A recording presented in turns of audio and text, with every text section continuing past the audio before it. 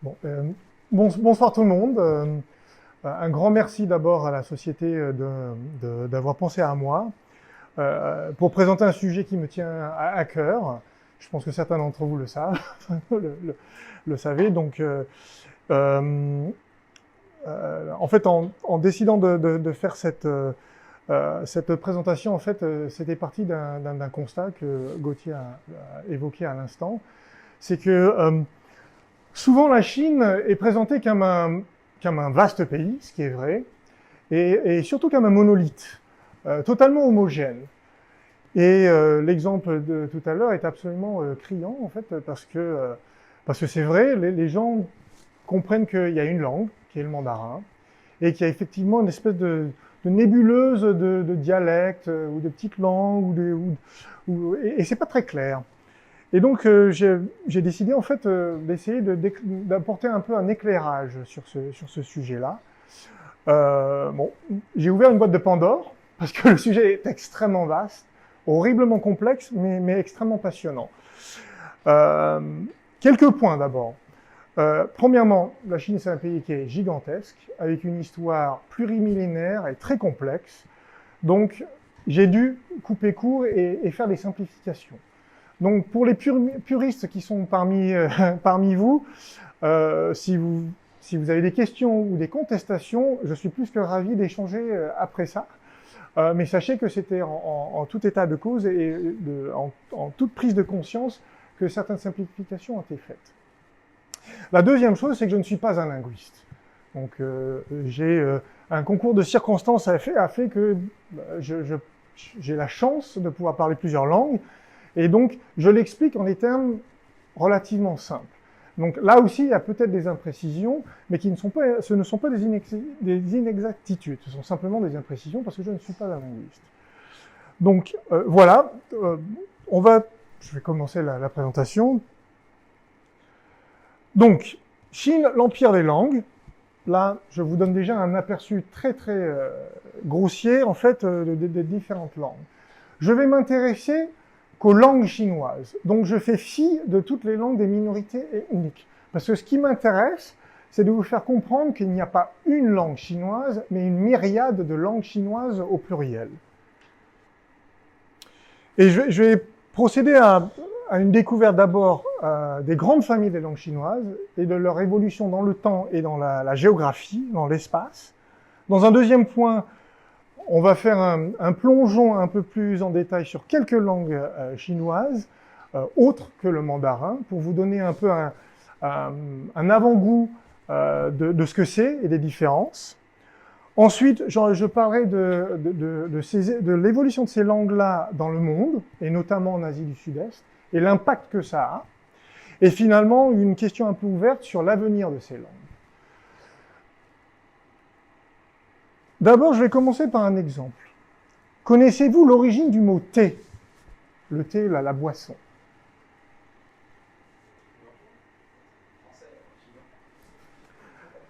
Alors, le thé,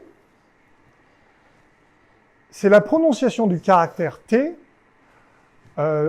venant de la langue du Fujian du Sud, qui s'appelle le Minanhua. Parce qu'il ne prononce pas cha, comme en mandarin ou en cantonais, ou même dans d'autres langues chinoises, il le prononce T. Et ça nous est parvenu par des marchands néerlandais qui faisaient du commerce avec des Malaisiens et des Indonésiens, qui eux-mêmes faisaient du commerce avec les commerçants et les marchands de thé de Xiamen et de Quanzhou, puisqu'à l'époque des Ming, Quanzhou était le port le plus important. Et à Quanzhou, ils parlent le dialecte du Minnan, donc du Fujian du Sud. Je vais élaborer un peu plus tout à l'heure. Voilà, donc thé ou... Voilà. Donc, je commence déjà par vous expliquer un peu l'évolution historique et géographique des langues chinoises. Mais avant, vous avez bien noté que je ne dis que langue, je ne dis jamais dialecte. C'est un sujet et c'est un gros débat, en fait.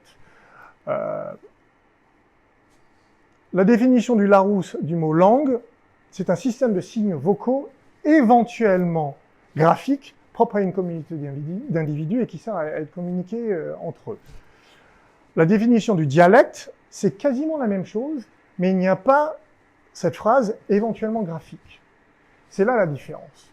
Donc, stricto sensu, on pourrait dire que les langues et dialectes, c'est similaire. La seule différence, c'est que la langue, à un moment, elle devient écrite. Et c'est pour ça qu'il y a une dimension sociopolitique à la langue qui n'existe pas dans le dialecte.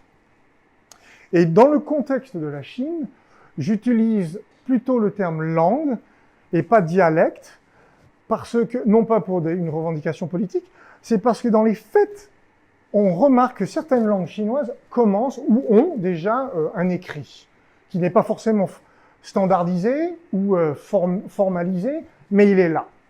D'où cette ambivalence. Je suppose que tout le monde reconnaît la Chine.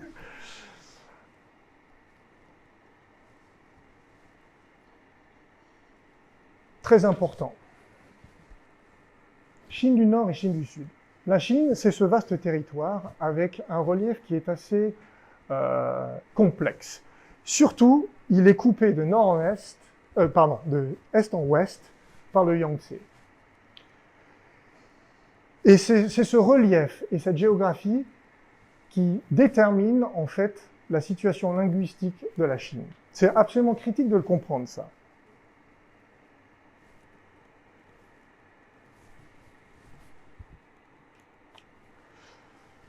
La Chine du Nord, vous avez deux grandes plaines. Et vous avez surtout la plaine de la Chine du Nord. Qui dit plaine, dit endroit plat et dit brassage facile et communication facile. Ça va déterminer toute cette zone linguistique. Parce que les gens, ils peuvent échanger et bouger facilement. Le sud, ce n'est que montagnes et collines et fleuves.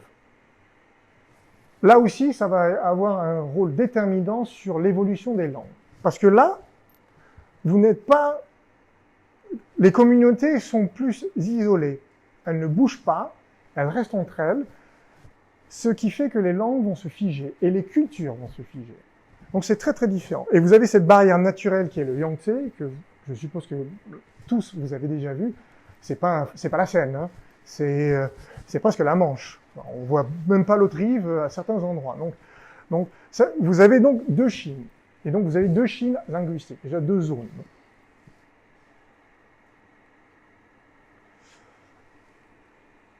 En très très gros, si on regarde l'histoire macro de la Chine, historiquement,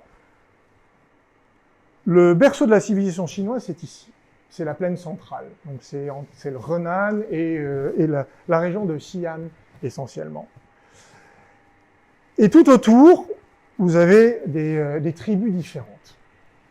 Là, en rose-violet, je montre à peu près ce qui était la surface de civilisation du territoire chinois à l'apogée du premier empire, l'empire Qing. Okay. Donc, ce n'est pas comment dire, c'est vraiment là, ça a été, après de nombreuses recherches, ces petites taches roses montrent qu'il y avait vraiment une présence chinoise et un début de civilisation de ces régions-là. Mais l'Empire lui-même, administrativement, déjà gérait beaucoup plus. Mais il y avait beaucoup moins de Chinois Han à l'époque qui étaient là. Donc, par contre, là où il y a les points roses, c'était là où vous avez déjà une population chinoise Han qui commence à se développer. Et autour, vous avez des tribus. Et à mesure que la population Han s'étend du nord au sud et du nord au nord, elle se mélange avec ces tribus qui ont une langue et une culture différentes. Ce qui fait que le chinois archaïque de l'époque va se mélanger et s'enrichir à mesure que les gens migrent vers le sud.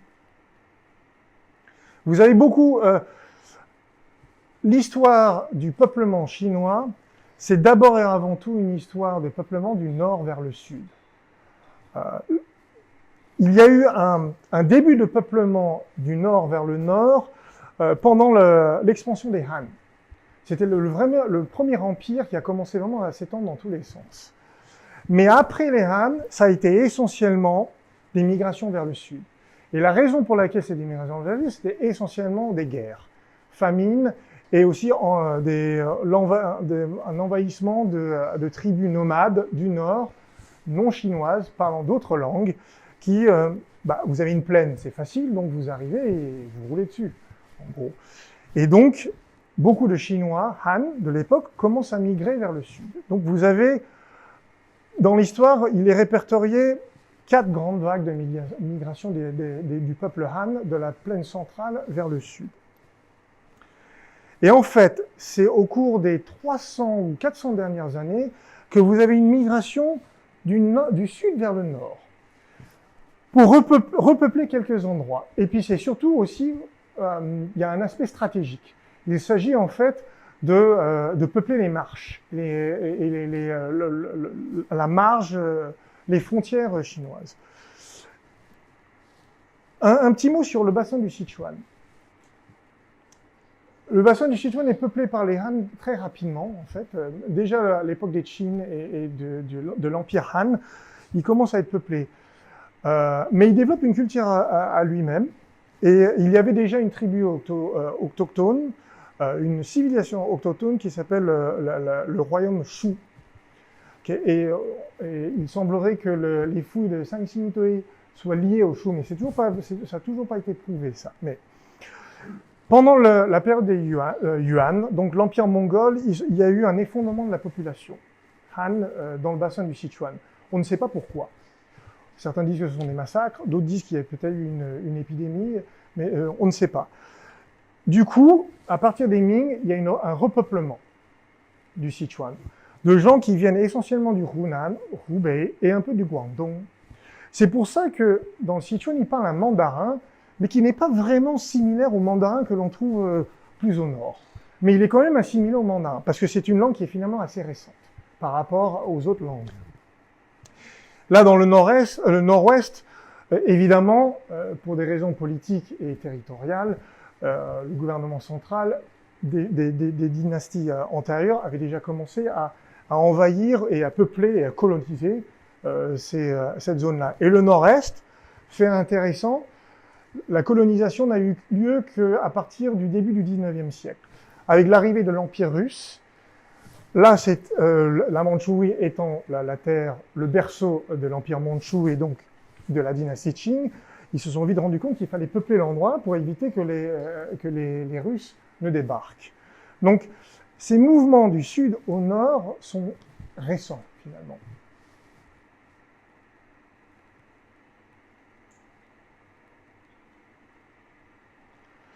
Donc vous avez un vaste territoire avec une culture et une histoire commune, mais avec des divergences linguistiques extrêmes. Et avec une caractérisation qui est caractérisée par une distinction nord-sud qui est vraiment très vaste. Là, le code couleur montre les différentes langues chinoises. Vous voyez, le nord est essentiellement rose-violet, avec cette exception du jaune, mais qui est quand même assez apparenté en fait au mandarin. Tout ce qui est rose-violet, c'est le territoire linguistique du mandarin, que l'on appelle aussi Huanhua.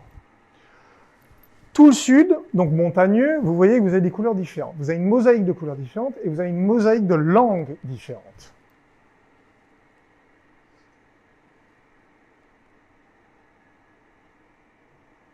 Alors, la question c'est que en 2000 ans, même plus, 2500 ans, les langues divergent. Vous avez un socle originel commun, qui est donc le chinois classique, qui part de la plaine du centre-nord et qui commence à se développer sur tout le territoire chinois. Et déjà, il y a 1500 ans ou 2000 ans, l'État se pose la question de savoir comment est-ce que j'unifie tout ça. Pendant des siècles, l'État va dépendre en fait du chinois littéraire classique. Wenyan, c'est une écriture qui est restée figée jusqu'à aujourd'hui, ce sont les classiques. Donc c'est une langue, c'est une lingua franca qui est essentiellement écrite et qui permet aux mandarins, aux administrateurs de tout l'empire de communiquer. Et à l'époque, ils apprenaient aussi à le prononcer en chinois classique. Mais ça n'avait déjà plus grand-chose à voir avec leur propre langue de tous les jours. Donc, vous avez en fait le développement de plusieurs... vous avez le développement d'un parler et d'un écrit qui reste figé dans le temps. Vous avez à gauche un exemple de texte classique chinois. C'est un texte qui a été écrit au début, tout le monde le connaît, enfin pour les sinophones, les sinophiles y connaissent. C'est un texte qui a été écrit dans les années 30 par un linguiste chinois, mais qui l'a écrit strictement en texte classique. J'ai oublié le terme en français, c'est un tongue twister. Parce que le seul son qui sort de ça en mandarin, c'est sh. C'est l'histoire du poète Monsieur Xi qui vit dans une maison en pierre. La pierre se dit shi tao, et qui veut aller au marché tuer 10 lions. Et un lion se dit shi zi. Donc, quand vous lisez, c'est shi. Ça, c'est en mandarin moderne. Donc, pour quelqu'un qui ne comprend pas ou qui ne connaît pas, tout ce qu'il entend, c'est sh. Vous avez ici la retranscription en chinois standard moderne. Là, vous avez 118 caractères. Là, vous en avez 228. Ou quelque chose, ou doublé. Parce que le chinois classique est hyper concis, hyper concis. Et la grammaire est extrêmement simple. Et à mesure que la langue et la civilisation, la société évoluent, il y a de nouveaux termes, de nouveaux concepts. Et au lieu de créer de nouveaux caractères, on crée des mots à partir de deux ou trois caractères. Et vous avez ici le texte moderne, retranscrit, pour expliquer. Maintenant, mon point est lequel? C'est que, en mandarin, quand vous prononcez ça, c'est que du ch, et on comprend rien. Si je le prononce en cantonais, il y aura un peu plus de sons différents. Mais ce n'est pas non plus complètement compréhensible. Et c'est ça c'est là où ça devient intéressant. C'est que le chinois littéraire est resté figé dans le temps. Probablement, il y a 2500 ans, il était beaucoup plus riche en sons, que l'on retrouve dans certaines langues du Sud, notamment le cantonais ou le minanhua, la langue du Fujian, mais qu'on ne retrouve plus du tout dans le mandarin, qui a été très appauvri en termes de sons. Voilà, là c'est la phonétisation pinyin. Donc il n'y a que les quatre tons qui vous permettent de faire un distinguo. Si vous le lisez, vous arrivez, pour un chinois, lire le texte ancien, on arrive à le comprendre. Il faut un peu y réfléchir, mais on arrive à le comprendre. Si vous l'écoutez, vous ne comprenez rien. Et donc, avant le mandarin moderne, naît le guanhua, qui est la première lingua franca, qui a été développée vraiment à partir de la dynastie des Ming. Ce qui s'est passé, c'est que avant l'avènement du guanhua, comme j'ai expliqué avant, l'Empire ou l'État forçait les mandarins, les administrateurs, à apprendre le chinois classique. Mais ils apprenaient le chinois classique dans leur propre langue, avec leur propre prononciation. Donc, il a été développé un dictionnaire de rimes qui essaye en fait d'approximer la prononciation de chaque caractère en chinois classique. Très compliqué, et ça a été déjà mis en place dès l'ère des Tang. Donc déjà vers le 7e siècle, ils avaient déjà commencé à mettre ça en place. Donc c'est un dictionnaire de rimes, et ça permet en fait de prononcer. Très compliqué, il fallait déjà être instruit dans la prononciation antique pour pouvoir le transmettre aux gens. Et c'était resté dans le cadre vraiment des administrateurs et des mandarins. Pour le commun des mortels qui, était illettré et n'en avait pas besoin, ça ne marchait pas. Donc, ça n'a pas vraiment bien réussi. Un deuxième développement a été le développement des écoles, des académies d'orthoépie, donc de prononciation correcte. Donc là, vous avez un exemple à Quanzhou, je crois, oui, dans le Fujian. Donc c'est une académie et vous y allez pour apprendre la phonétique du chinois classique. Mais là aussi, c'était le même problème. Il n'y avait pas de technologie qui permettait d'enregistrer les sons. Donc, d'une génération à l'autre, le son se perd et il se déforme. Donc, ça ne marche pas. Donc, finalement, à partir de la fin des Yuan et dans le début de la dynastie des Ming, l'empereur qui n'arrivait pas à communiquer avec ses officiels, notamment du Fujian et du Guangdong, a imposé de créer un artifice, une langue artificielle basée sur les dialectes, les langues chinoises du Nord, qu'il a appelé Guanhua. Guanhua, ça veut dire la langue de l'officiel.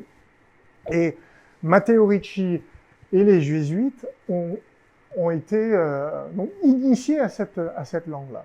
Le Guanhua, ça a été un amalgame de différentes langues du Nord, donc c'était déjà les ancêtres du mandarin, avec une forte composante venant de la langue de Nankin. Parce qu'à l'époque, le siège du gouvernement était à Nankin. Au début de l'Empire Ming, le siège du gouvernement était à Nankin. Après, avec l'avènement de l'Empire Qing et le déménagement du pouvoir à Pékin, c'est le Guanhua de Pékin qui était devenu la lingua franca. Et c'est aujourd'hui le mandarin, le putonghua, il est basé sur le Guanhua de Pékin. Voici donc une carte linguistique de la Chine. On répertorie à peu près 10 grandes familles de langues et il y a plein de sous-divisions. Au nord, donc tout ce qui est en rose, c'est le fameux Guanhua. Mais comme vous voyez, il n'est pas homogène non plus. Vous avez différentes variétés du Guanhua. Donc le Guanhua de la plaine centrale, c'est essentiellement celle du Henan. Le Guanhua du nord, qui inclut le variant de Pékin du Hebei, Shandong et Liaoning. Le Guanhua du nord-est, qui lui-même, en fait, est originaire du Shandong et un peu du Hebei, parce que, souvenez-vous, au XIXe siècle, quand l'Empire décide de coloniser le nord-est, pour le peupler, c'était essentiellement des gens du Shandong et du Hebei, et essentiellement des criminels. C'était les envoyer là-bas, parce que c'est un peu comme l'Australie pour l'Angleterre. C'était les envoyer là-bas parce que de toute façon, l'environnement était extrêmement austère, et c'est des gens assez hardis. Le Guanhua du corridor de Lanyi, c'est Lanzhou et Yichuan, donc c'est le nord-ouest. Et vous avez le fameux Guanhua du sud-ouest qui est représenté par celui du Yunnan et du Sichuan, qui aujourd'hui est aussi sujet à débat, parce qu'il y a des experts qui estiment que c'est une langue chinoise à part, qui n'est pas entièrement apparentée au mandarin. Et là, toute cette section sud-là, vous avez donc une myriade de langues chinoises, mais ce sont les langues chinoises du sud. Et comme vous pouvez le remarquer, sur les 10 grandes familles de langues, 8 sont dans le sud. Et la diversité est effrayante. C'est que c'est complètement inintelligible. Et là, dans l'exemple, le vert, là, qui est la langue du Fujian qu'on appelle Min, vous voyez qu'il y a aussi des distorsions qui sont très très fortes. Et c'est une langue en plus qui s'est répandue ailleurs. Donc pas seulement dans le Fujian. D'ailleurs, la démarcation des provinces ne suit pas strictement en fait la démarcation linguistique pour des raisons évidentes. Division pour régner. Mais évidemment, en termes de nombre de personnes qui parlent les langues, vous voyez qu'il y a 73% de la population qui parle mandarin. Suivi du Wu et du Yue, je dirais Yue/cantonais, ensuite du Min et des autres langues. Bon, cela étant dit, le Wu, il y a quand même 80 millions de gens qui en parlent. Hein. Donc, c'est une fois et demie la France. Et le cantonais, pareil, hein, 70 millions.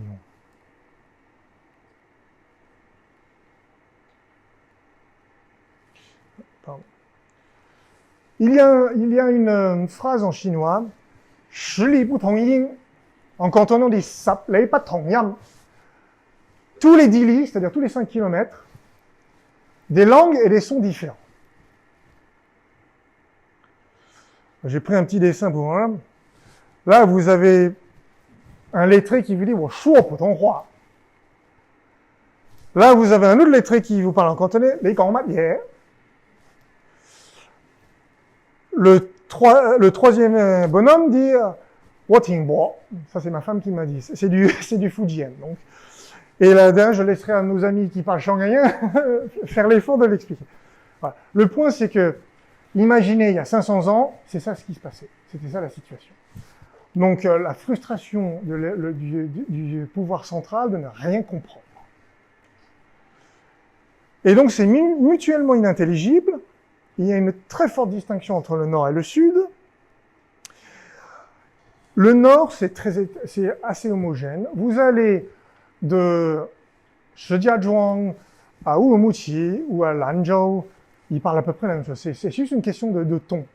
Mais le vocabulaire, les accents, etc., sont assez similaires. Vous allez dans le sud, vous allez à Canton, vous prenez la voiture, 1 heure de route dans le nord, vous ne comprenez plus rien. Parce qu'à Canton, ils parlent le cantonais, Guangfu-hua, Guangdonghua. Et vous allez dans le nord, ils parlent le Hakka, Kejia, qui n'a rien à voir. Et donc, vous êtes dans une situation où, très frustrante, et le seul moyen, c'est l'écrit.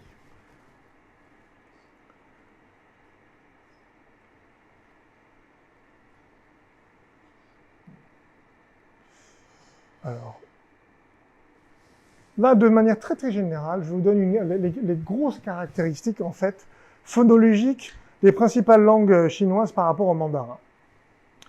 J'ai pris, en fait, 1, 2, 3, 4, 5, 6 langues, dont le mandarin, que je prends comme repère. Et je précise, le yue, donc, qui est la langue du Guangdong, est souvent représenté par le cantonais. Mais le yue ne se limite pas au cantonais. Il y a d'autres langues yue. Idem pour le Minnan, il y a d'autres langues du Minnan. Et le wu, je prends le shanghaïen, qui n'est pas représentatif, en fait, de toutes les langues wu. Le nombre de tons, vous voyez très vite que le mandarin est très pauvre. Parce qu'il a subi tellement de brassage avec des ethnies du Nord que la langue a commencé à s'appauvrir en tons. Et finalement, éventuellement, dans 500 ans, on peut très bien imaginer que le mandarin devient une langue complètement monotonale. Si vous voyez le cantonais, les langues du Minnan ou le Hakka, on est entre 6 et 9 tons différents. Le shanghaïen, c'est très intéressant. Ils ont 5 tons quand vous prononcez les mots individuellement. Quand vous faites une phrase, ça se réduit à 2 tons, a priori. Et ils jouent beaucoup sur les accents. Donc c'est intéressant.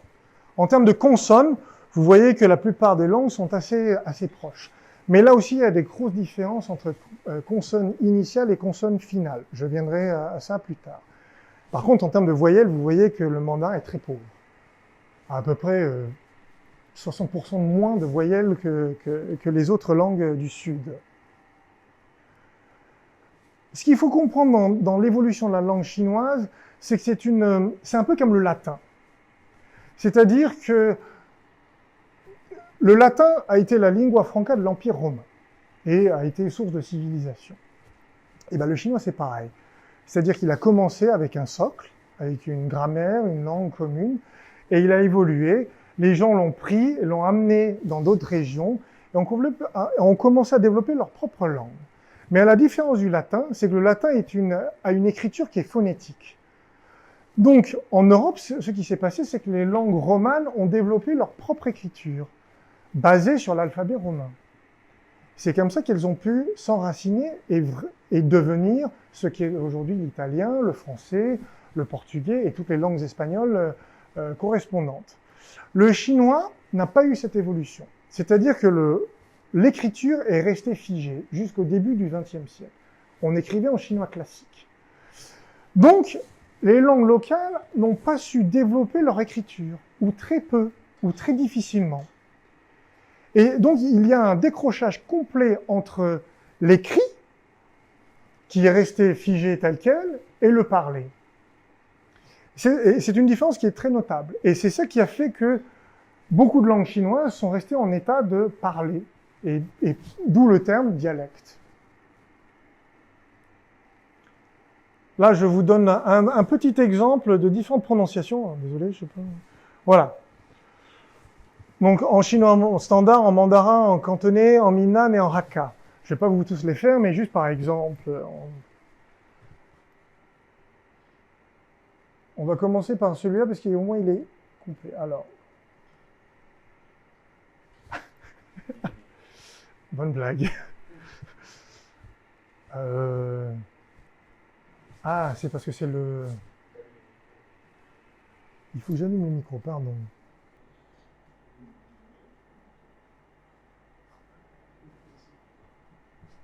Ça marche. Bon, on va continuer et puis je... Sinon...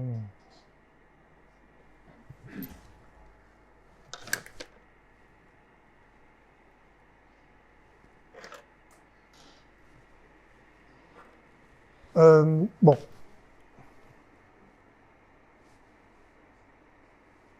Je vais donner juste un exemple sur le cantonais parce que je ne peux pas faire sur toutes les langues malheureusement. Donc, par exemple, si on dit de quel pays venez-vous? En mandarin, on va dire ni shi cong nali lai de. En cantonais, on va dire lai bin dou yan. Les mots sont différents, le ton est différent, etc., etc. Donc vous imaginez que c'est pareil, la variation est très très forte. Là, je vais faire un petit plongeon sur différentes langues chinoises pour vous donner un exemple un peu plus concret. Donc, j'ai choisi le cantonais, le hokkien, le hakka et le shanghaïen. Donc, on va commencer par ce qu'on appelle les langues yue. Yueyu. Donc, c'est toute la région du Guangdong, essentiellement. Et elle est représentée par le cantonais. Mais comme je viens de dire à l'instant, le cantonais n'est pas égal au yue, ou le yue n'est pas seulement le cantonais. Il y a beaucoup de différentes langues sous l'appellation yue. Mais le cantonais étant la langue prestige et celle qui a été le plus reconnue, c'est celle que l'on associe souvent. Pourquoi yue? Pourquoi ça s'appelle yue? Vous vous souvenez tout à l'heure, je vous ai montré qu'il y avait plein de tribus. Et dans le sud de la Chine, avant l'arrivée du peuplement Han, il y avait des tribus qui s'appelaient les tribus Yue, qui s'étendaient du Fujian jusqu'au Vietnam du Nord. Et c'est pour ça que le vietnamien a des similitudes avec le cantonais. Et le mot Vietnam, Viet, c'est le même caractère. Avant, c'était le même caractère que celui-là. Et en cantonais, Yue se prononce Yut. Et Vietnam se dit Yut Lam. Vietnam, non?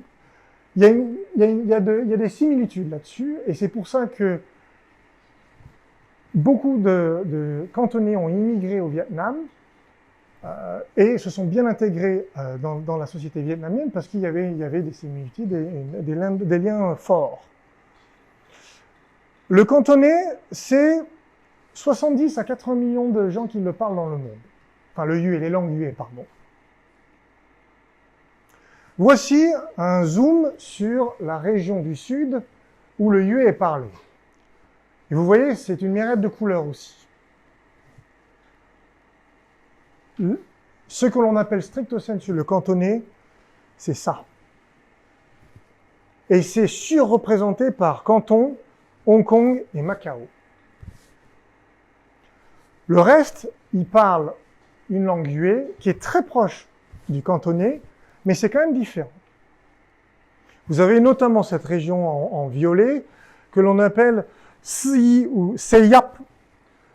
Quatre villages, 4 communautés qui parlent un yue, une langue yue un peu différente. Et vous voyez que ça va même dans le Guangxi.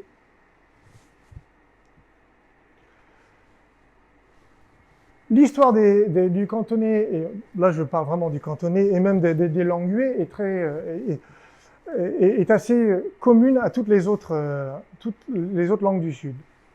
Guerre, famine et repeuplement. Ça commence à partir de la chute des Tang. En fait, les Han déjà, l'empire Han a commencé déjà à fortement coloniser. Mais la déferlante démographique et donc linguistique ne s'accélère vraiment que pendant la période Tang, surtout la chute de la période Tang et celle des Song, quand les Mongols arrivent, en fait. Et c'est pour ça que les cantonais sont très très fiers et très sensibles à la culture Tang et la culture Song. Beaucoup de littérature Song, en fait, puise dans la culture cantonaise. Et dans les communautés chinoises d'outre-mer, les premières communautés chinoises d'outre-mer, où c'était essentiellement des cantonais, et les Chinatown, on les appelle Tangrenjie, Tangyangai. C'est la rue des gens du peuple Tang. On n'appelle pas ça Chinatown, on appelle ça Tang People Village, si vous voulez. Donc, parce qu'il y a une forte identité culturelle à cette civilisation et à cette dynastie-là.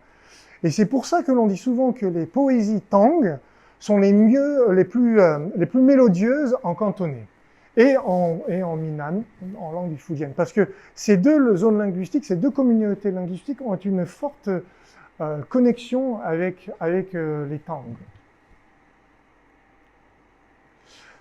Là, la phonologie du cantonais, c'est richesse des sons et des tons. Alors, je ne vais pas vous faire tout dans le détail, mais ce qui est très important, c'est de savoir que, on dit en général qu'il y a entre 6 et 9 tons. Moi, je dis 6 parce que les 3 derniers tons, c'est plus parce qu'il y a une consonne finale qui fait qu'il y a un ton en plus, mais bon, 6, je pense que c'est bon. Et donc, il y a une variété qui est plus forte par rapport au mandarin. Et vous avez beaucoup plus de consonnes finales qui s'apparentent au chinois médiéval. Donc, par exemple, le terme manger. En mandarin, c'est shi. En cantonais, c'est se. Le terme blanc, pareil, en mandarin, et en cantonais, c'est pa. Le terme se développer ou émettre, fa en mandarin, en cantonais c'est fat. Quand on dit gong he fa choi, vous l'avez peut-être entendu avant, c'est fat, ça s'écrit toujours FAT, parce que vous avez cette consonne finale. Les voyelles, vous avez des voyelles plus riches qu'en mandarin. Par exemple, pour dire ni, en vous, toi, tu, on dit nei ou lei. Pour dire allez, en mandarin, on va dire chu. En cantonais, on va dire heu. Vous n'avez pas ce genre de voyelles et de prononciation en mandarin. Vous l'avez dans d'autres langues du Sud, d'ailleurs. Le vocabulaire aussi est très, très, très différent. Là, en cantonais, vous avez des termes que l'on utilise tous les jours. Par exemple, le verbe être. En mandarin, on dit shi. En cantonais, on dit hai, qui est en fait du chinois archaïque. Parce que dans le chinois classique, on utilise le verbe être avec ce caractère-là. Aussi, un caractère qui est utilisé très souvent, un mot, c'est le verbe voir. En mandarin, on dit kan. En cantonais, on dit tai. Et ce caractère-là, il faut le puiser aussi dans les vieux textes. Il n'est absolument pas utilisé en mandarin. Et pour un natif en mandarin qui ne parle pas le cantonais, il ne va pas savoir le lire. Il pourra deviner parce qu'il y a ce caractère i, le petit frère. Mais il ne pourra qu'avoir une approximation. Vous avez d'autres trucs assez intéressants, genre pour dire merci, il y a deux manières de dire merci en cantonais. Ou du moins, il y a un terme qui est assez qu'on entend très souvent, c'est mkoi, qu'on va dire xie en mandarin, ou ça peut aussi dire qing. Donc voilà. En termes de grammaire aussi, c'est très différent. Souvent, le complément d'objet direct, il précède le complément d'objet indirect. Quand on utilise le verbe donner, ce qui n'est pas le cas dans le mandarin où c'est inversé, souvent. Donc par exemple, pour dire donne-moi ce livre, on va dire bei ge bun xu o. En mandarin, on va dire ge wo zhe ben shu. Ou alors on va utiliser une particule et on va mettre le complément d'objet direct devant. Donc vous avez tout ça qui fait que c'est une langue à part entière.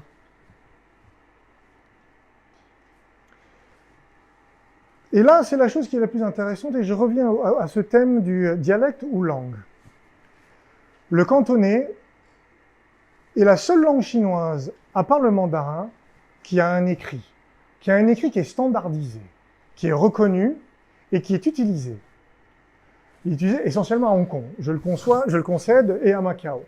Mais néanmoins, à la différence de toutes les autres langues, où il y a un parlé, il y a un écrit, mais les caractères ne sont pas standardisés, donc il y a débat. On ne sait pas s'il faut utiliser tel caractère ou tel caractère-là pour exprimer le même concept. C'est-à-dire, le cantonais, on va dire que c'est un accident de l'histoire. Hong Kong ayant été hors du giron de la Chine, a pu développer en fait sa propre langue, puisque la langue officielle de Hong Kong, c'est le chinois, mais ça n'a jamais été précisé si c'était le mandarin ou le cantonais.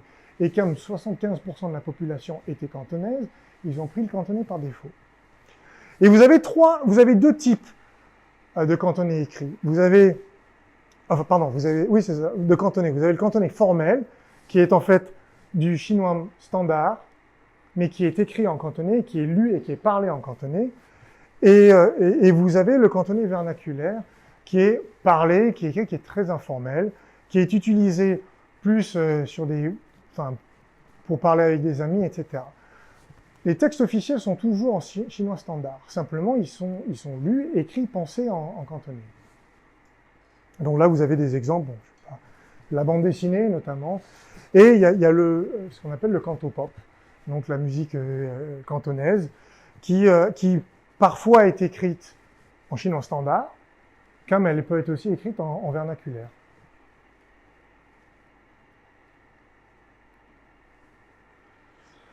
Je passe à une deuxième famille de langues qui sont les langues Min, donc qui sont essentiellement dans le Fujian,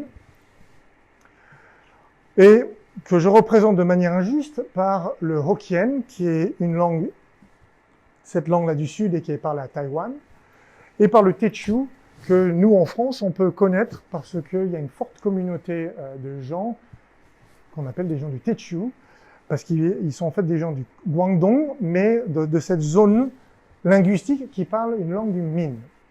Pourquoi on appelle ça Min? Parce que c'est une rivière. C'est un fleuve qui coupe la province du Fujian en deux, entre le nord et le sud.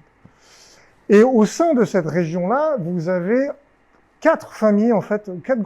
plusieurs familles, excusez-moi, de langues Min.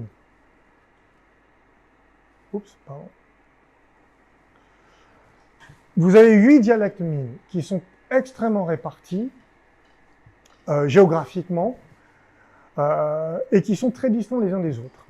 Celui qui est vraiment le plus représenté, c'est le Minnan, que l'on appelle Hokkien. Hokkien veut simplement dire Fujian, mais en langue Min. Donc c'est cette zone bleue. Et c'est une des premières langues chinoises à s'être exportée à l'étranger, et notamment en Asie du Sud-Est. Là aussi, vous avez 8 tons, pardon. Et puis avec et très riche en consonnes initiales, ainsi qu'en consonnes finales. Avec une particularité, ce qui distingue là je vous parle du Minnan, excusez-moi, je précise. Il n'y a pas le son F. C'est remplacé par le son H. C'est pour ça que Fujian, ils disent Hokkien. Fa Cai, ils disent Hua Cai. C'est parce qu'ils ont, et apparemment, c'est hérité du chinois classique. Le Min, au dire de certains experts, est la langue qui est la plus proche du chinois archaïque. Elle ne descend pas du chinois médiéval comme toutes les autres langues, en fait. Donc, c'est une langue qui est extrêmement intéressante pour les linguistes qui essaient de remonter dans le temps et de comprendre le chinois archaïque. C'est aussi, avec le Wu, donc la langue parlée à Shanghai, celle qui s'apparente le plus à la prononciation japonaise des kanji. Parce que, à l'époque, quand la Chine avait une très grosse influence culturelle sur le Japon, déjà, à l'époque, ils parlaient une langue qui était plus proche du Min, et la zone dans laquelle la plupart des mots et des concepts étaient exportés venait de l'Est et de la plaine centrale. Donc c'est pour ça que les gens à Taïwan, ils apprennent le japonais assez rapidement, parce que la prononciation est proche. Et et pareil pour les gens de Shanghai, ils ont cette facilité. Moi, en tant que cantonais, je vous dis que c'est à peu près pareil aussi pour les cantonais, parce que tout ça, c'est assez similaire.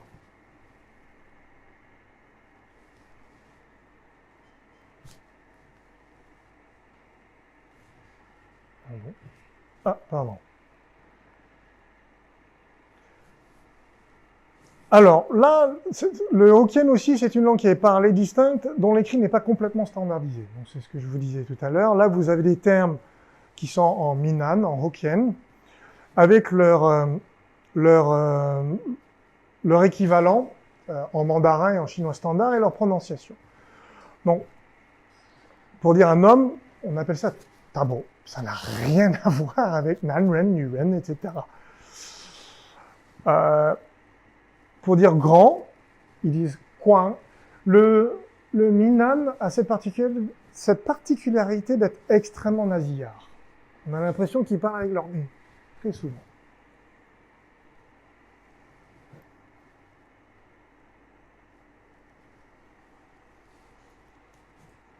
Par rapport au cantonais, c'est une langue qui est en train de se chercher en termes d'écriture. Et ça, c'est essentiellement à Taïwan où c'est poussé parce qu'il y a cette prise de conscience qu'il faut préserver une richesse culturelle et linguistique. Et il y a un gros débat. Il y a un grand débat sur quel type d'écriture conserver. Il y a l'école du tout-sinogramme et le gouvernement de Taïwan depuis le début des années 2010 a mis en place un répertoire de 700 caractères chinois qui sont donc des caractères qui sont spécifiquement utilisés pour le Minnan et le Hokkien. C'est un peu comme le cantonais. Donc maintenant, il n'y a plus sujet à débat. S'il y a deux caractères qui ont le même son et qui ont à peu près le même sens, ils vont décider que celui-là, c'est celui qui fera foi et qui sera officiel. Donc il y a cette école-là qui est en train d'être poussée.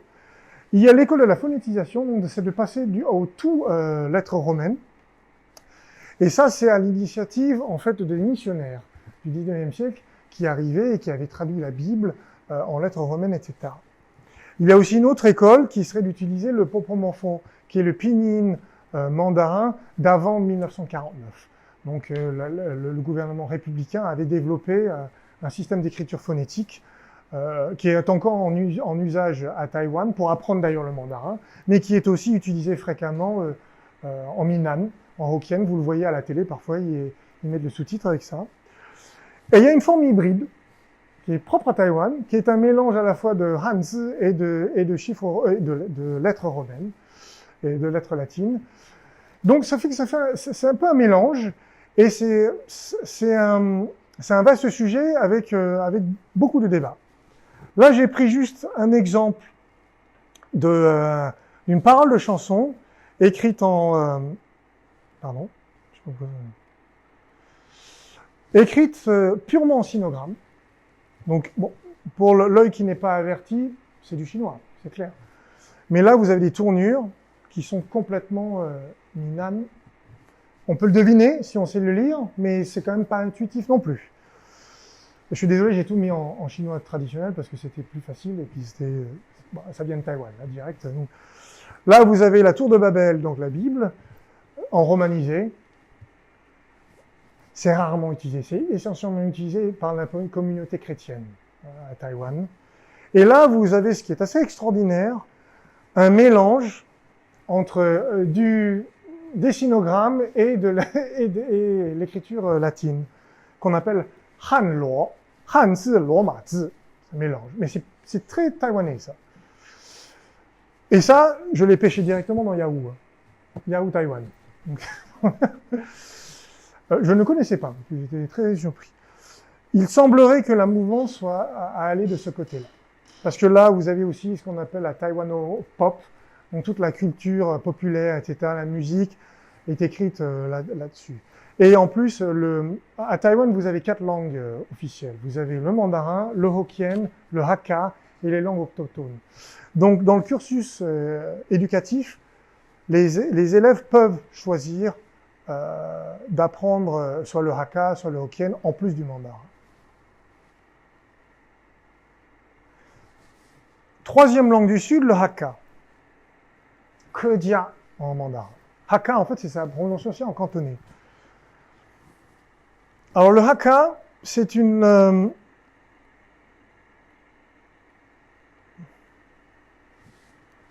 essentiellement entre le Fujian et le Guangdong. Leur origine est assez débattue. Ce sont aussi des gens de la plaine du centre-nord, qui aussi ont fui les guerres, etc., mais qui sont arrivés après les premiers colons. Donc, les premiers colons, qu'ils soient Yue ou Min, etc., sont arrivés, se sont établis et ont commencé déjà à développer leur propre langue. Les Hakka sont arrivés après. Arrivés après la bataille, ils avaient nulle part où aller. Les terres étaient déjà prises, etc. Pour la plupart, ont terminé dans les zones montagneuses. Ce sont des communautés qui restent très, très, très, très soudées et très fermées. Et donc, au sein de ces autres communautés linguistiques, vous avez des poches Hakka. Ils ont conservé toute leur culture dans la plaine du Nord. Et souvent, on dit qu'ils sont vraiment les véritables héritiers de la culture ancienne chinoise. Parce qu'ils ont, le parler, etc. Ce sont des gens qui ont été souvent persécutés. Hakka veut dire invité. Mais par extension, ça veut dire étranger. Et ils ont toujours eu des ennuis avec toutes les communautés avoisinantes. Au XIXe siècle, dans la région proche de Macao, il y a eu des guerres entre les cantonais, qu'on appelle les Pandiren ou Punti, contre les Hakka. Et à Taïwan, c'est pareil. C'est un peu les Bretons, en fait, de la Chine. Parce que ce sont eux qui sont partis après. Ce sont des gens très hardis. Et vous avez beaucoup de figures historiques qui sont d'origine Hakka. On pense qu'il y a à peu près 70 millions, je crois, de Hakka en Chine. Mais si on regarde tout l'historique, on pense qu'il y a près de 100 à 120 millions de Chinois dans le monde qui peuvent prétendre avoir une descendance Hakka. Lee Kuan Yew, le fondateur de Singapour, est d'origine Hakka. Zhu Te, un grand général, était Hakka. Tsai Ing-wen, de Taïwan, elle est Hakka. Sun Yat-sen, sa mère était Hakka. Donc ce sont des gens qui sont hardis, très travailleurs et de véritables survivants. Et ils ont cette histoire itinérante. Ils passent d'un endroit à un autre, etc. Et c'est pour ça que quand vous allez dans le Fujian et vous allez à Yongding, vous voyez ces fameuses Tulao, les fameuses fortifications Hakka. Ils ont toujours construit des trucs pour se protéger, parce qu'ils ont toujours été persécutés.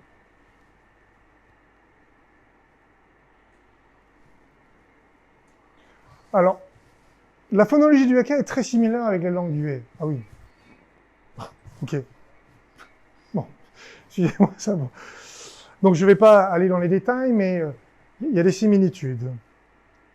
C'est pas complètement intelligible, mais en faisant un effort, un cantonais peut arriver à se comprendre. Là, vous avez aussi un vocable qui est quand même assez différent du chinois standard. Ce qu'il faut savoir, c'est que le chinois standard peut se prononcer en Hakka, comme il peut se prononcer en shanghaïen, comme il peut se prononcer en minnan. Et avant, on va dire les années 80, où le gouvernement central a vraiment poussé les gens à ne plus que parler mandarin, chaque région, en fait, apprenait le chinois standard dans leur langue locale. Seuls Hong Kong et Macao le font encore. C'est pour ça qu'à Hong Kong, les gens, ils peuvent vous lire un texte en chinois standard, mais ils le liront en cantonais. Je suis quasiment incapable de vous lire un texte en mandarin, parce que c'est simplement contre nature. Je vais le lire en cantonais parce que c'est comme ça que j'ai été formaté. Et c'était vrai aussi pour les Shanghaïens, pour les gens de Hangzhou et les gens de Xiamen, avant les années 80.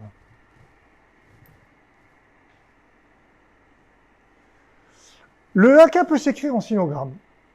Et ça a commencé à se faire déjà dès la période des Ming, par le biais des chansons. On commence toujours par les chansons et l'opéra.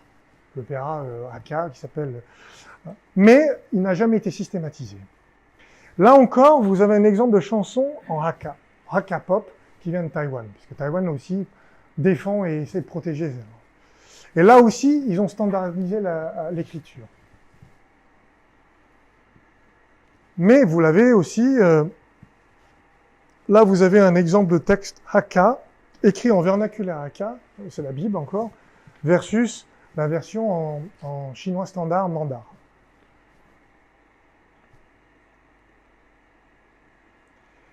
Enfin, la dernière grande famille de langues, c'est les langues Wu, donc qui se rapprochent plus de nous. C'est tout le Zhejiang et une partie du Jiangsu et Shanghai, évidemment.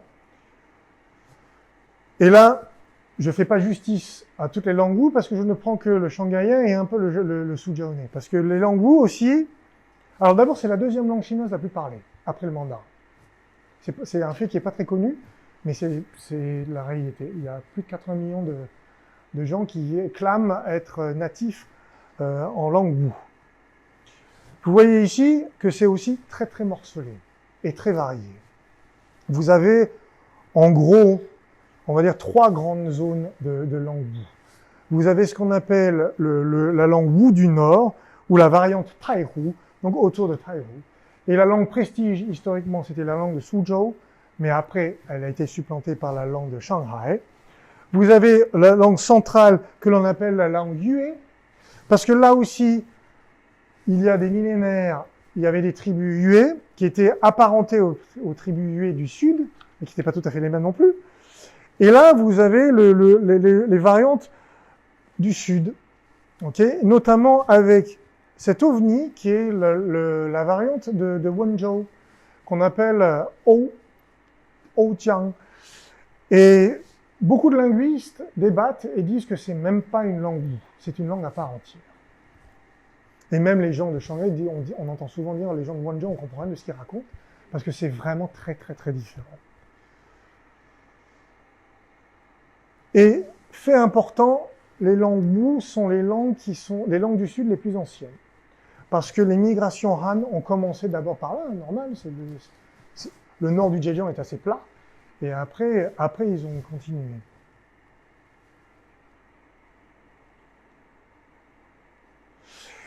Et c'est aussi les langues Wu qui ont été le plus exposées aux langues du Nord. Ce qui fait que les langues Wu, de manière générale, sont assez pauvres phonétiquement parlant et tonalement parlant. Donc, une caractéristique de toutes les langues chinoises du Sud, c'est qu'elles ont beaucoup de consonnes finales, comme je vous l'ai montré tout à l'heure.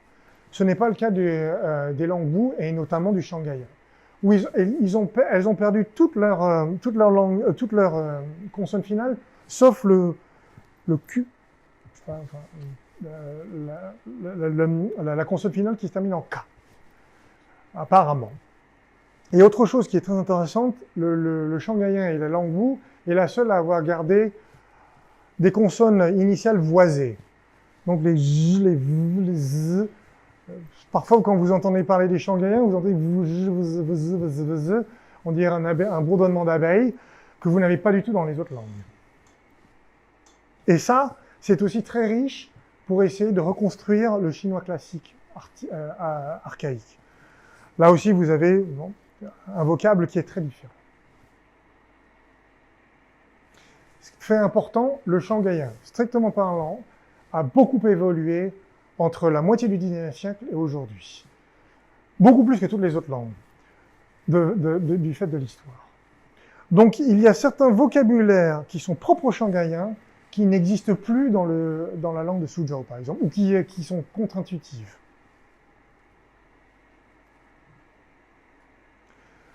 Le Wu écrit, en fait, a eu un foisonnement à partir des Ming, donc il y a 600 ans, jusqu'au XIXe siècle. Donc là, vous avez un texte qui s'est extrait des potins de cabane du potager. C'est un texte très obscur, ça. Mais bon, donc avec des tournures et des phraseologies qui sont en langue Wu. Et là, vous avez un texte du XIXe siècle qui s'appelle c'est les fleurs de Shanghai. Donc ça raconte la vie de courtisanes. Donc c'est un peu salace, manifestement. Et donc c'est un mélange de chinois standard ou chinois classique et de dialogue en shanghaïen et en langue Wu. Bon, là, malheureusement, ça n'a pas marché, c'est pas grave. Je voulais vous faire un comparatif, mais je crois que vous avez compris. Puis je vois le temps, voilà. Alors, les langues chinoises et leur empreinte dans le monde. Ça, c'est quelque chose que je pense que vous avez beaucoup entendu parler. Je pense que la plupart d'entre vous, vous avez soit vécu ou vous avez été exposé à toute cette communauté chinoise d'outre-mer. Il est intéressant de comprendre d'où ça vient, comment ça fonctionne et pourquoi, et donc, et l'influence que ça a. La diaspora chinoise, selon l'ONU, c'est 50 à 60 millions d'habitants dans le monde entier et essentiellement en Asie du Sud-Est. Mais je pense que si on cherche un peu plus, je pense que le chiffre monte presque à 100 millions. Traditionnellement, le cantonais domine. C'est la lingua franca parce que les cantonais ont été... Alors, d'une part, c'était la classe marchande, et d'autre part, à partir de la deuxième moitié du XXe siècle, c'est le rayonnement culturel de Hong Kong et de Macao, qui fait que la cantopop, etc., fait que tout le monde sait parler cantonais plus ou moins en Asie du Sud-Est. Mais historiquement, ce sont d'abord les gens du Fujian et des Hakka qui partent. Et dès le XVIIe siècle, dès l'Empire Ming, vous avez un développement du commerce. Et ils vont en Thaïlande, ils vont au Vietnam au Cambodge. Vous avez une très forte population chinoise en Thaïlande. C'est la plus forte, mais c'est celle qui a été la plus intégrée. C'est-à-dire que la plupart des Thaïlandais chinois d'origine ne parlent pas chinois. Et ils retracent leurs origines soit au Teochew, donc le nord-est du Guangdong, soit au Hakka. Le bleu, c'est la déferlante cantonaise / Hakka, qui a lieu à partir du 19e siècle et qui continue encore un peu aujourd'hui. Essentiellement, effectivement, au Vietnam, parce que comme c'est un pays limitrophe et qu'en plus il y a une similarité linguistique, c'était plutôt facile, et beaucoup aux États-Unis. Notamment de cette région qui s'appelle Taishan, qui donc est adjacente à Macao, et qui parle une langue yue qui est proche du cantonais. Et un peu de gens de Fuzhou qui parlent, eux, une langue Ming qui est le Ming de l'Est, Mindong, qui n'a rien à voir avec le Hokkien ou le Ming du Sud. Juste pour vous donner un peu, comme ça, la prochaine fois quand vous irez en Thaïlande ou je ne sais où, à Singapour, il est relativement facile de tracer l'origine des Chinois d'outre-mer en regardant leur nom de famille. Ça, c'est le nom de famille Chen en mandarin. En cantonais, c'est Chen. En hokkien, c'est Tan ou Tang, dépendant de là où vous êtes. Chang, Chung en cantonais, Chang parfois en cantonais et puis aussi et surtout en shanghaïen, Théo en hokkien et Trang en Teochew. Donc c'est très intéressant quand vous allez dans les communautés, vous allez à Singapour et que la personne se présente et dit je m'appelle Monsieur Tan, vous pouvez savoir d'office en fait c'est Monsieur Chen. Donc tout simplement parce que effectivement en hokkien le son CH ne se prononce pas. Il se transforme en T. Les mots français ou anglais d'origine chinoise et vice-versa. Alors les mots français, je vais vous expliquer le mot thé. Bok choy, alors c'est assez récent, mais on le voit de plus en plus en fait dans les supermarchés. Ça vient du cantonais pak choy, okay, donc ça a été traduit bok choy. Lavage de cerveau, alors ça je ne le savais pas, c'est marrant. Ça c'est une translittération, enfin c'est une traduction littérale. Ça vient du chinois, xinao.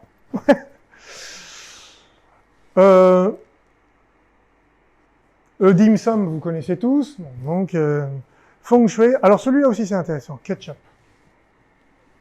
Ketchup, ça vient du hokkien ou du cantonais. En cantonais, on dit ketchup, et c'est effectivement une sauce. Pas forcément à base de tomates, mais c'était une sauce. Et ça a été récupéré par les marins, je pense, qui ne comprenaient pas un ketchup, et ils ont dit, bon, on l'appelle ketchup. Mahjong, tai chi, thé, bon, typhon aussi. Typhon, ça vient du cantonais ou du hokkien. Et là, vous avez des mots chinois qui sont venus du français et d'autres. Le terme soufflé. Alors, c'est intéressant parce qu'il est d'abord passé par le cantonais, il a basculé en mandarin. Souffler, en cantonais, on l'appelait Sofulei, qui est devenu Sofuli. Buffet, oui, alors en cantonais, c'est Poufei. En chinois, il y a eu un moment où ça s'appelait Poufei. Je l'avais entendu il y a 20 ans, mais maintenant c'est Tizutan, donc c'est Self-Serve Meal. Donc celui-là, parce que là, on entend toujours quand on est dans le marketing, dans le business, Taka. Ça vient de l'anglais to punch a card, c'est la carte de présence. Quand on allait au bureau à l'époque, on appuyait. Hein. Et donc, en cantonais, on appelait Taka. Finalement, c'est devenu Taka. Et là, vous avez des sinogrammes originaux en cantonais qui sont maintenant passés dans le mandarin. Maitan, qui veut dire avoir l'addition. C'est un terme qui est purement cantonais. Et bon, il a été changé en mandarin par mai, le caractère acheté. Alors que mai, ici, ça veut dire faire venir ou apparaître. Leng Zai, ça veut dire beau gosse. Et maintenant, ça s'est transformé en Liang Zai. Liang Zai. Donc c'est marrant, il y a tout ce brassage. Les langues chinoises, quel avenir? Désolé, j'ai vraiment dépassé. Malheureusement ou heureusement, c'est l'inexorable marée du mandarin. En Chine et dans les communautés chinoises d'outre-mer, le mandarin s'impose. Vraiment. Et ça menace la survie à long terme, en fait, des autres langues. Là, j'ai fait un petit dessin, famille nouvelle en chinois, etc., avec différentes générations. 我说普通话，我也说普通话，我也是，我们都说普通话。Et mamie, elle va te le sortir en 啲後生人唔識講本地話. C'est exactement ce qui se passe. C'est qu'aujourd'hui, seules les générations, on va dire, au-delà de 35 ans, peuvent encore parler leur dialecte.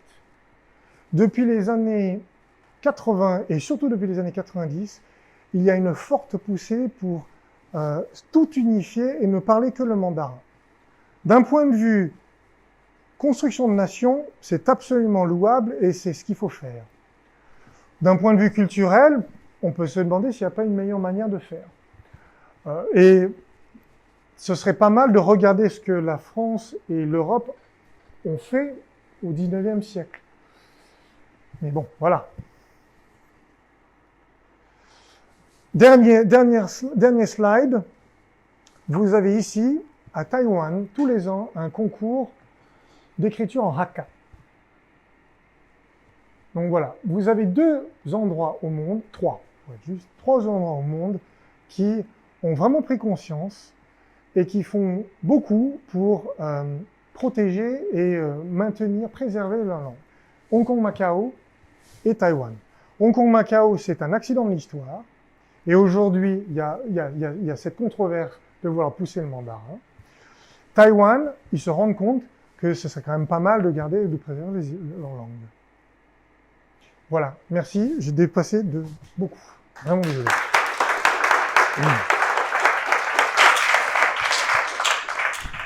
Avez-vous quelques questions?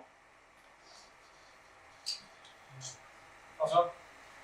Juste l'objectif, ce que vous avez conclu, disons qu'il c'est pas mal d'observer ce qui a été fait en Europe, particulièrement pour parler de la France, avec une série et une interruption complète de parler français, de parler des dialectes divers et variés pour parler que français. Donc on a vu au 20e un retour des langues locales, et justement ça ne marche pas. Alors, à votre avis, sur cette poussée de mandarin, qui fait que tous les gens, effectivement, depuis 35 ans, n'arrivent pas à convaincre leurs enfants de parler, on parle de Chambéry en particulier, mais tous les gens que je connais qui ont plus de 35 ans se plaignent que leurs enfants refusent catégoriquement, même si eux essayent, les mettre dans ils leur font des cours de l'Europe, des cours particuliers et autres, refusent catégoriquement de parler le chambérien. Est-ce que vous pensez qu'il y a une chance que ça aille dans un autre sens, ou là, du coup, au niveau politique, ça va vraiment être à la mi-noire, et ça va tout un retour de tous ces... Je pense que ça va être dur. Je pense que... Alors, en 2010, par exemple, à Canton, vous avez encore quelques chaînes de télévision qui sont en cantonais. Mais de plus en plus, le nombre d'émissions qui sont diffusées en cantonais est vraiment réduit. Et en 2010, le gouvernement avait décidé de passer au tout mandarin. Ça a créé un tollé. Les gens sont allés dans la rue, on dit il faut protéger le cantonais, machin, etc. Ça n'a pas vraiment marché, puisque aujourd'hui, j'étais à un canton il y a 2 ans et j'étais atterré par le fait qu'aucun jeune ne parle le cantonais ou le parle très très mal. Et pour les cantonais sont des gens très très fiers de leur culture et de leur langue. C'est pareil pour les shanghaïens. Moi, je suis ici depuis plus de 20 ans. Mes premiers rendez-vous, les meetings étaient entièrement en shanghaïen. Et bon, c'était pénible pour moi, mais je me dis, bah, c'est bien, je trouve ça très bien parce qu'on préserve une langue. Aujourd'hui, c'est plus du tout le cas. C'est plus du tout le cas. Je pense que là où il y a un espoir, c'est vraiment Taïwan et Hong Kong. Mais vu comment ça se passe, on reste en doute. L'espoir, gros point d'interrogation. Oui, et le Shanghai est vraiment aux premières loges, parce que on le sent. Alors, en 2017, un écrivain a écrit un texte en shanghaïen, un livre en shanghaïen. Ça a fait un peu de bruit, mais bon, le raz-de-marée, il est fait. C'est-à-dire que là, c'est vraiment très difficile. Une autre question? Alors, juste une question de curiosité, en fait, parce que j'ai un peu du mal à cerner la différence entre les sous-catégories des différents dialectes, et on a la chance que vous soyez, que vous puissiez parler cantonais à la fois et français. Est-ce qu'il vous serait possible de nous décrire un peu la différence qu'il pourrait y avoir, par exemple, entre un cantonais de Guangzhou et le cantonais de Jiangmen, par exemple, qui ne sont pas tout à fait similaires? Si on devait mettre ça dans notre système à nous, est-ce que ce serait par exemple comme, je sais pas, de l'occitan et du français standard, ou plutôt comme du français et de l'italien? Enfin, j'ai du mal à savoir la différence, parce que beaucoup de Chinois à chaque fois me disent « Ah, c'est complètement différent, ils parlent quelque chose de complètement différent ». Mais pour moi, ça m'a l'air quand même d'être très très très lié et assez similaire quelque part, en fait, toutes ces langues. C'est une bonne question et oui, j'aurais dû élaborer un peu plus, mais enfin bon, vu le temps. Non, alors, le cantonais, strictement, de canton et celui de Jiangmen, il y a une différence. Il y a une différence qui est assez notable parce que Jiangmen, c'est à la lisière de cette région que j'ai nommée tout à l'heure, Seiya. Là, ce serait comme du castillan et du mexicain, en fait. C'est-à-dire que c'est un américanisme. Donc, donc, c'est intelligible, mais c'est pas complètement pareil. Comme du québécois et du français. Voilà, si vous allez au fin fond du Québec et qu'ils commencent vraiment à parler québécois, on aura du mal. C'est ça. Par contre, si vous parlez du cantonais de Guangzhou et le Hakka de Mexienne, qui est donc la région où on parle le plus le Hakka, là c'est comme de l'italien et de l'espagnol, ou non, c'est même carrément entre de l'italien et du français. Ça a une variation très forte, vraiment très forte. Par contre, le cantonais de Guangzhou et celui de Hong Kong, il est quasiment le même. Simplement, celui de Hong Kong, il y a beaucoup d'anglicisme. Et puis, il y a certaines tonalités qui sont légèrement différentes. Mais voilà. Y a-t-il rapidement une troisième question? Sinon, nous allons continuer la conversation autour d'un moment. Monsieur le Président. Merci. Très bonne présentation. J'ai bien aimé ta remarque sur ta comparaison avec le latin. Pour parler un peu d'histoire, si le latin n'avait pas été une langue qui s'écrit phonétiquement, mais une langue à caractère idéogramme, un peu comme le chinois, est-ce que l'Europe ne serait pas restée totalement unifiée? C'est une question avec un point d'interrogation. Qu'est-ce que toi tu en penses? Est-ce que d'une certaine façon, le fait que la langue écrite était donc comme ça en Chine, d'une certaine façon, c'est mon sentiment, ça a permis de garder un empire unifié. Enfin, qu'est-ce que tu en penses de cette façon de voir les choses? C'est une très très belle question. Théoriquement, oui. Théoriquement, oui. Bon, maintenant, géographiquement, c'est plus compliqué peut-être, non? Parce que